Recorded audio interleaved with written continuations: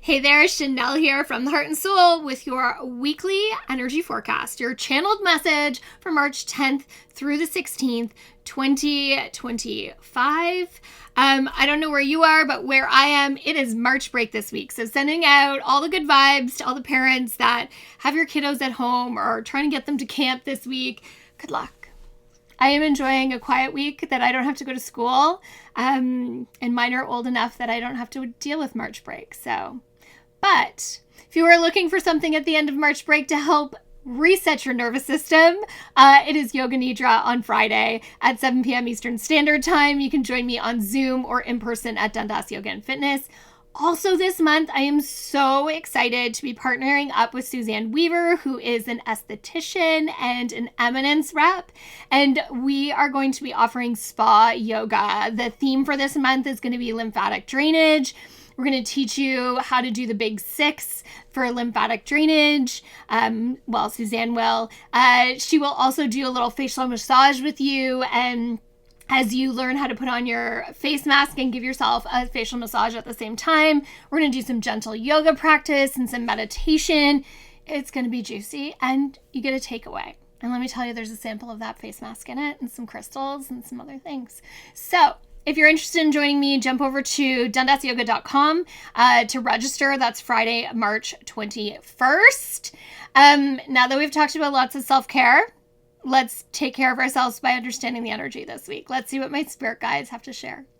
The image that my spirit guides are giving me is that spiral down the drain, but we're not going down the drain. Don't worry. But it's just this like we're swimming in circles, in circles, in circles. And I'm sure for a lot of us, it kind of feels like that right now. The energy has been quite interesting over the last few weeks, and they're giggling at me. They're like, we know, thank you. But there has been purpose to it. It's like we've been circling through things that we need to embody. This energy isn't about the healing work. You've already done that. Good job. It's done. But what happens, though, when we do healing is then we have to embody the thing that we want instead. So there's this piece of embodying the lesson. What is the belief system that you want? And they're acknowledging this piece of like, what is your story? And this seems to be coming up a lot lately. And this is something that I do in my healing work with clients, is this piece of like, what are the stories you've been telling yourself? And we call them stories for a reason because they're not truth necessarily. And oftentimes they're not truth at all, but they are stories that we've told ourselves. They are things that we have told ourselves to get through life. We have seen something, experienced something, and we have created a story around that we act as if it is the truth, regardless of whether it is or not. And this often happens in our first 7 to 10 years of life, where we don't have the experience and the knowledge to really, understand that there's greater powers here, that it doesn't have to necessarily do with us. It often has to do with the people we are surrounding ourselves with.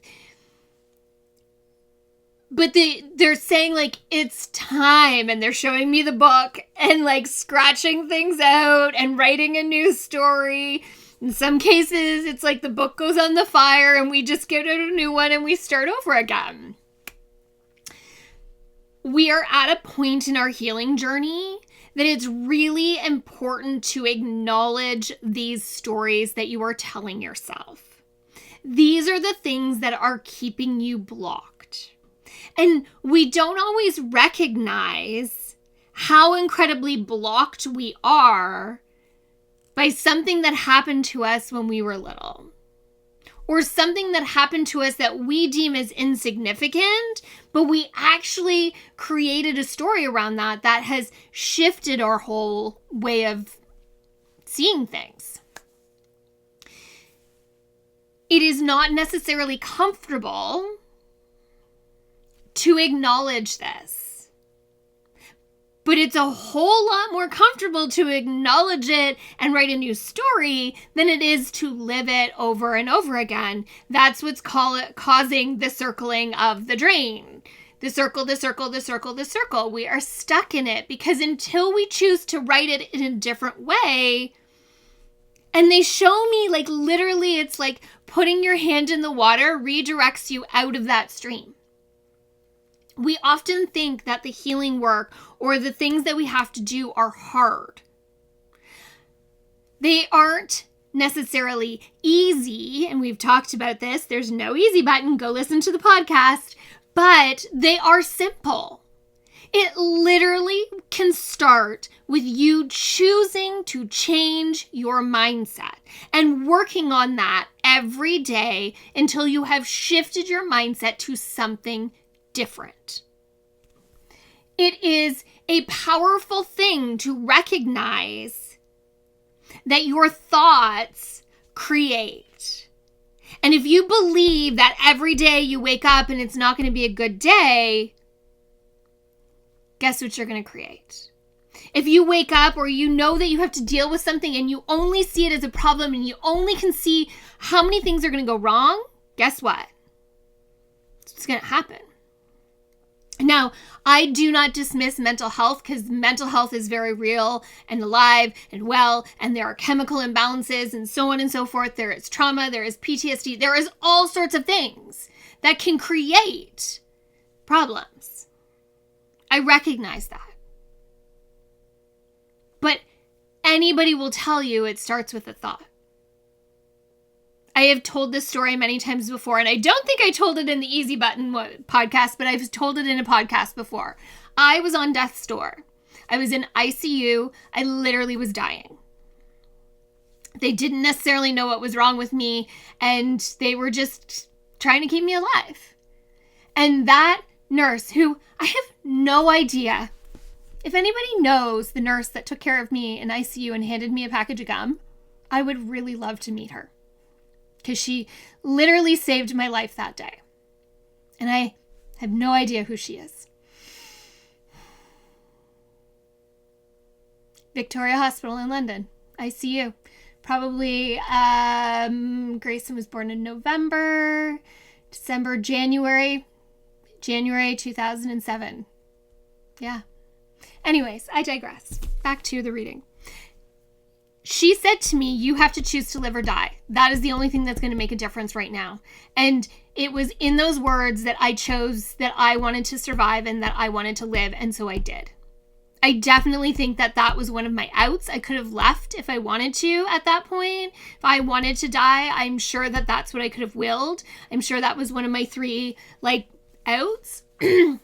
But it was literally my mindset that changed that day. And I literally just decided, that's it. There wasn't much I could do. I was hooked up to oxygen and IVs and monitors. I was in ICU. I was dying. All I could do was change my mindset. And I was hallucinating and delirious and falling asleep on a dime because I was so sick. But I decided that I wanted to live. And from that moment on, my energy changed, my healing process changed, and I moved in a direction of healing. So it is powerful. It's incredibly powerful.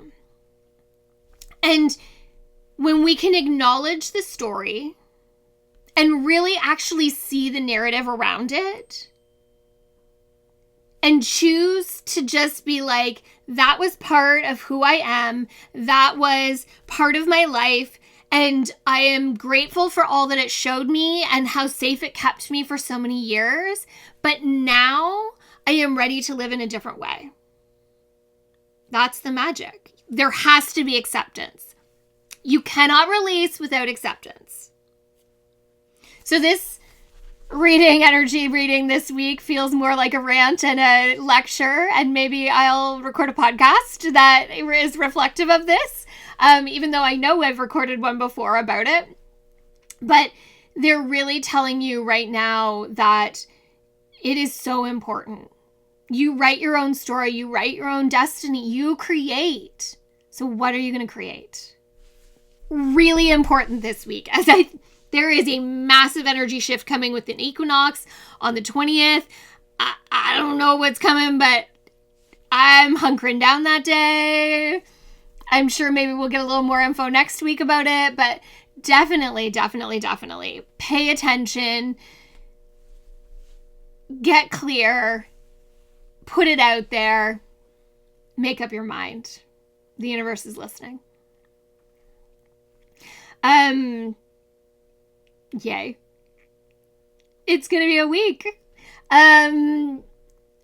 This is my jam. This is what I love working with clients with. So if you are feeling stuck about your story, it is kind of my superpower. I can kind of see where things started and can, help you understand that story and move from it and start to change your mindset and the way that you think to be able to create something different. You can change your life. And I've seen so many clients do it. It's so incredible. It's so humbling. It's so powerful. I feel blessed for the work that I get to do. If you are also looking for, maybe something a little different, I am doing a cosmic shift, offering right now. It is 4 energy healing and activation centers. These are done with the equinoxes and with the solstices. So you'll get an energy work painting where I do an energy work session where I'm healing, clearing, removing blocks, activating energy. With it comes a detailed report with it to tell you what came up during that session, and then how to access that section. The sessions are distance and you can access them for as long as you need them. So ideally you could access it throughout the whole season.